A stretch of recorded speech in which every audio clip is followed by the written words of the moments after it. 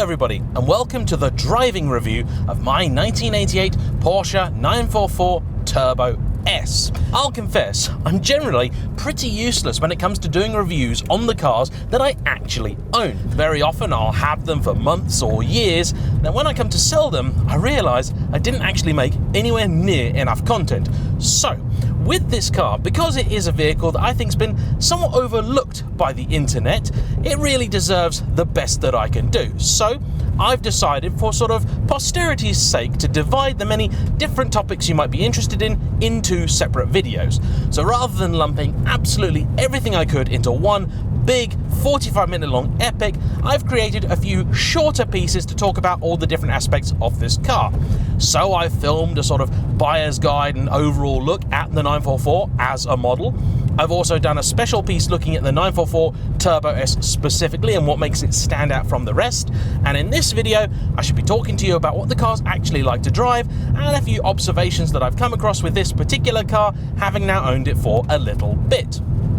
If you haven't watched the other videos on the 944 and Turbo S, or I haven't put them out yet, allow me to give you a potted history.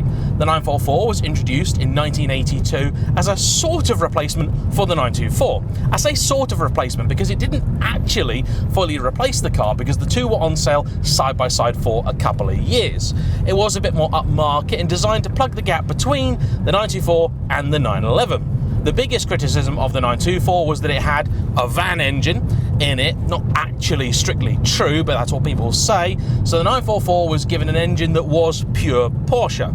It was essentially half of the 928's V8, started off as a 2.5 litre naturally aspirated 143 horsepower lump, and then in 1985 it received an upgrade. The car got sort of facelifted, although most of the changes were either under the skin or on the interior. And at the same time, the Turbo came out.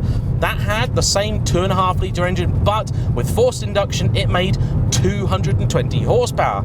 Then, a few years later, you got this, the Turbo S, a 1 year only special edition of which they made about 1,600 examples. 70 of those came to the UK, and it has a 250 horsepower engine with a bigger turbocharger than standard. Torque is about 240 pound-feet. You've got MO30 Porsche sport suspension, that's Coney adjustable dampers front and rear. They're height adjustable, they're not sort of like three-way nitrons or anything. You've got 928 S4 brakes at the front, you've got a limited slip locking differential at the back, and you've even got extra chassis bracing, thicker anti-roll bars, a sunroof delete, to try and make this really the most potent 944 money could buy.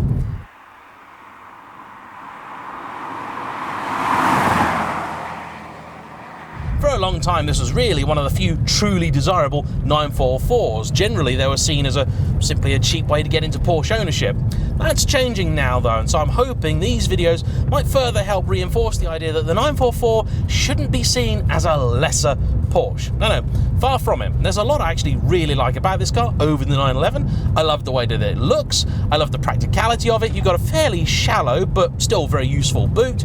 You've got small back seats that are probably more useful than they would be in the 911s, although they're still limited in their ability. However, this car does deliver a driving experience that, yes, is different from the rear engine cars, but is still very worth talking about in its own right. This car has a lot of luxuries, being the top spec model, some of which I've talked about already. The Turbo S was available chiefly in a colour called Silver Rose, which I think this is. However, by default, they also came with a burgundy plaid interior that wasn't so popular. So later on, Porsche said to people, look, you can have different interiors or exteriors if you want. I am in two minds about the interior of this car. The burgundy plaid, I'll admit, is probably a bit much, but somehow suits the kind of 1980s image of excess. These sport seats are fantastic, a real highlight of the car. They are some of the best seats in any car I've ever used.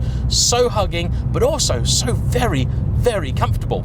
However, the leather on them is absolutely diabolical. I mean, seriously, it's like acrylic, this stuff. It's really, really nasty. This is rock hard, just not that pleasant at all. Really not what I think you'd expect from a Porsche.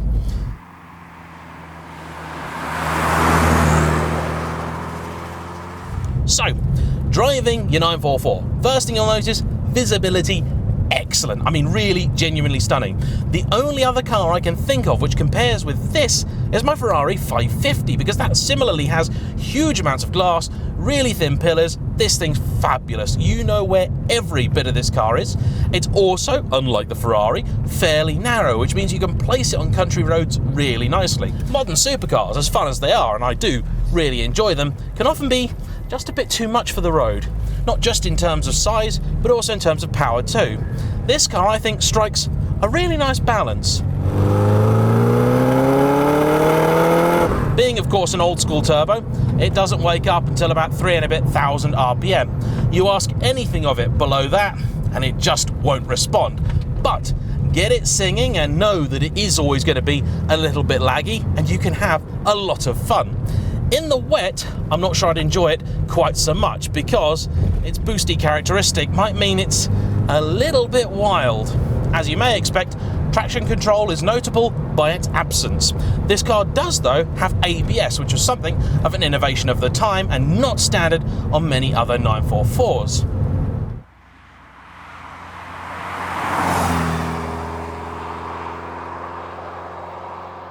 Although the ride is a little bit crashy at lower speeds and the interior certainly not Porsche's finest hour, there are some rattles and creaks in here, you do begin to get a pace with this car, and it's absolutely joyous to just pedal down a road at a pretty good lick. You find the speed limit or thereabouts is a very happy place for this car to be, and I must say it's really genuinely pleasant. Though I'm sure deleting the sunroof has probably done the dynamics some small favours, I really would rather have the sunroof. I'd much rather a car that had no AC and had a sunroof, particularly when we're talking about a classic. If for no other reason than classic car air conditioning can be somewhat tricksy to maintain, but also I kind of love the feel of a sunroof. Windows down, these are actually quite pleasant, but it is a little bit noisy, as you can tell.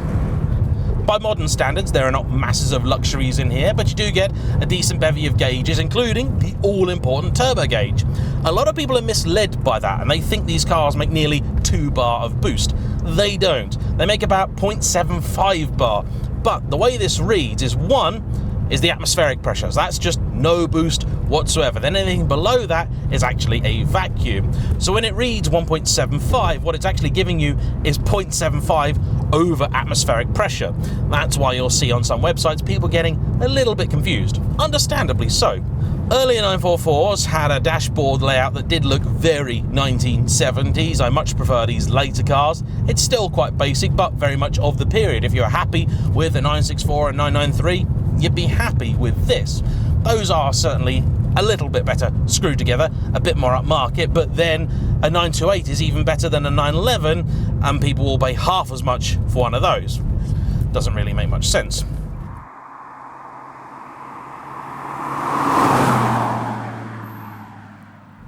If you do want a 944 Turbo S, these days you can expect to pay anywhere between about £20,000 and £30,000, depending on the exact specification. There was one up for nearly 40,000 quid, although I happen to think that maybe that seller's being a touch optimistic with their pricing. This car does have power steering, although in Porsche tradition, I wouldn't necessarily know it. It's only really at low speeds where the car is okay to steer, but even at modest speeds, actually, the steering does have a real heft about it. I actually quite like that.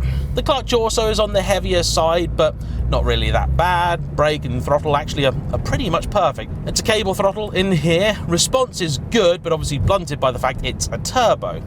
Gearbox, really nice to use. There's only the tiniest bit of play in this, and one of the bushings probably needs doing at some point, but the action is really nice. It doesn't graunch into gears. It feels really, really good. So this car's been in the same family from 1988 until I picked it up a couple of months ago. And over that time, they have spent a fair bit of money on it. The big recent spends included doing all of the sills, which had rotted away, and refreshing the suspension. And between those things, you're looking at a spend of about £12,000 or £13,000. I happen to think they were stung a little bit for the sills. That seems rather excessive. The bill for that was over £9,000. The suspension refresh at about £3,000 is probably what you sort of expect to pay, and that included everything in parts, labour, that was shocks, springs, all sorts. And this car does feel really tight. Very nice.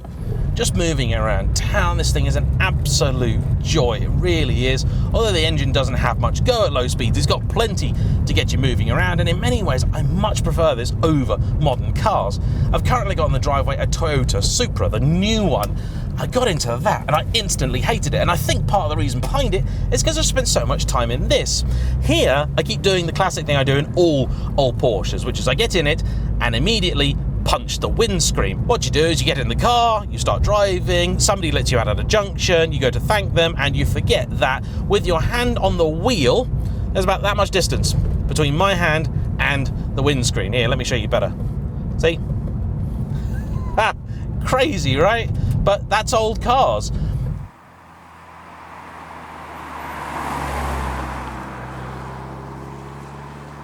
You feel like you're sat on the floor here. Then I got in the Supra and I felt like I was basically driving the thing from the boot. You've got no visibility, the car's huge, it's all high, the windows are up here. You feel cocooned for sure, but also a little bit claustrophobic. You just cannot see anything.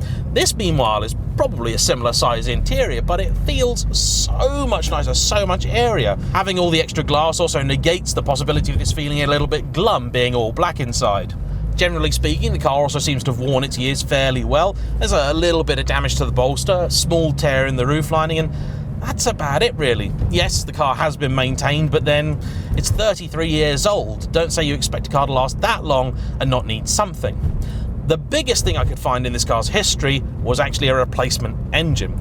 Now, we don't know exactly why that was. I was told it was an insurance thing, so it is possible that somebody was driving the car, did a money shift, and then blew the thing to pieces. So let's see what the car's like, shall we? On a nice bit of road.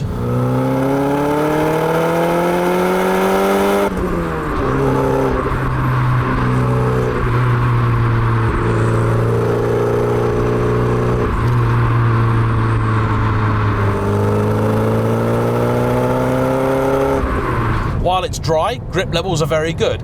Comfort is excellent once you start pushing on. The car really works with the road and it feels very happy at sort of national speed limit. Like a lot of older cars with fairly healthy sidewalls, you do feel a moment of delay while you load the steering up. Off-center, the response isn't particularly hyperactive, but that's fine. Once the car is loaded, it responds really nicely. It's actually quite adjustable. But with the turbine engine, you do have to drive the car a little bit differently. It really does help if you know the road, because you're going to want to put your foot down maybe a little bit earlier than you normally would, as the engine will always take a little while to spool up.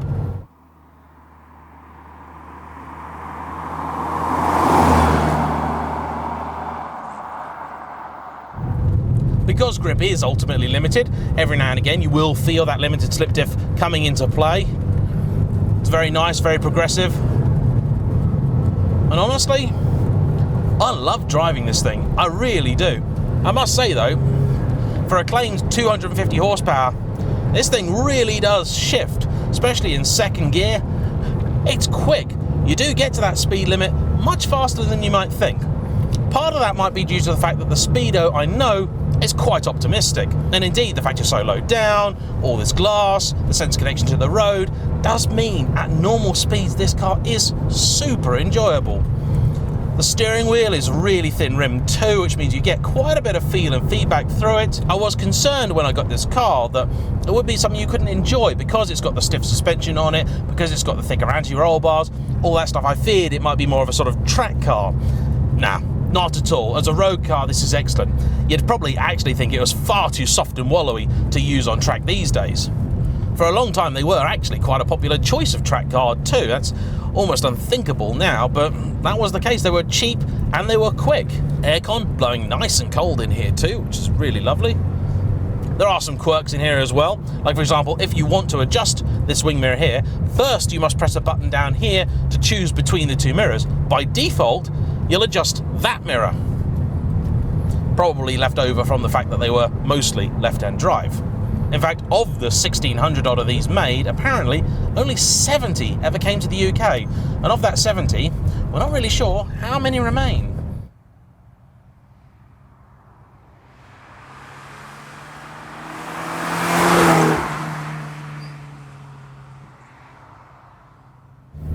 Yeah, here, so you've catch it off boost, then, ta-da, and it does pull really strongly all the way to that 6,000 RPM. I do like old school turbos for that. Modern ones boost much harder, much sooner, but they also tend to drop off a lot earlier as well, so there's not really much reward for taking them to the red line. Here, quite the opposite. Below 3 grand, it's got nothing, but you really can take it all the way to the end. So in the regular 944 turbo, by the time you're at 5,800 RPM, the car's actually only making half a bar of boost, down on its peak of 3/4, whereas this is still making the full 3/4, and that, I think, does make a big difference. You could quite easily tune these as well, get even more boost out of them, and take them up to 300 horsepower relatively easily. Personally, I think this has got just enough power as it is, and because of the special nature of this particular car, I think keeping it fairly original is probably worthwhile. It doesn't really seem to be desperately lacking in any particular area that would make me want to modify it.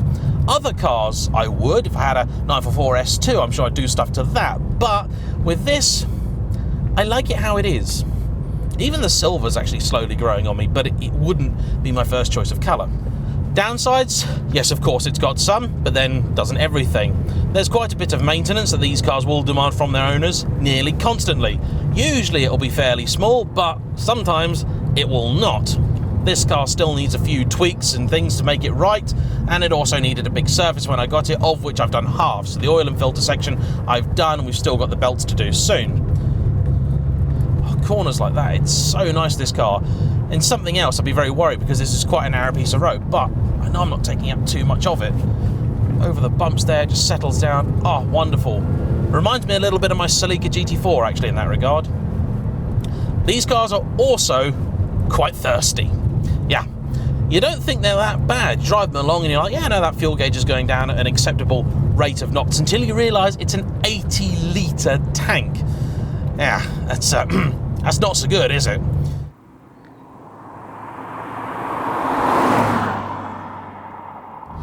And for me, as much as on a day like today, the boosty nature of this old school turbo engine is fun, I think if I were to use this year round, I might get a little bit tired of it. Even for something simple like getting past a tractor or a cyclist, you do need to be able to put your foot down and have the engine respond immediately. This just doesn't, and that means it can be frustrating to try and make consistent progress. When the road's empty though, it's fabulous. So, there we have it. I hope that's been a somewhat enjoyable look at a 944 Turbo S being enjoyed on some lovely roads. Thanks all for watching. Please like, comment down below. Don't forget to check out my other videos on this car. Hit the subscribe button if you haven't already, and I shall see you for the next one. Bye bye.